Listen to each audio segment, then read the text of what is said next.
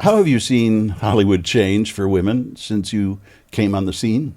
A lot, I would imagine. Yeah, it has. It has. When I first started I'll use directing, okay, as an example. Okay. When I started directing, and I did a lot more than Knots Landing, the men were not overly thrilled. They weren't, and it certainly was before the women started to direct, and people realized how brilliant women were at directing films and things that they were lauded for. So when I directed, even in Knots Landing and outside of Knots Landing, the men had a tough time with it. And you could feel it. It wasn't that they had to say anything to you, but you would see people doing their little whatever, talking to people.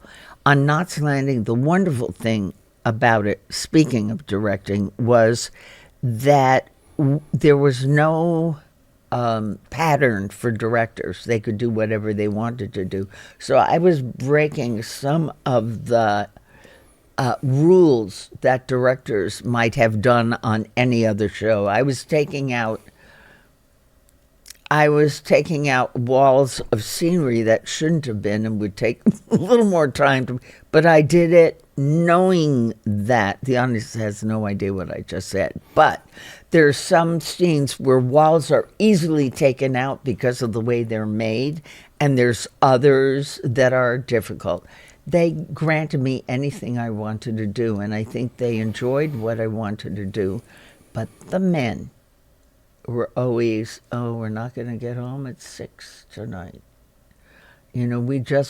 I was allowed to just do it. And everywhere else. Now, today, women are given a chance in anything, whether it's stage, anything. If it's stage or film or anything, and I don't mean just directing. I mean owning your show, which, by the way, I've done also with some of my movies. I own some of my movies. But anyway, I don't want to keep going on about this, but you asked a question that you know the answer for.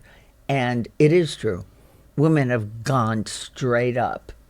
They know what they're doing, and people are now understanding. Finally. Right?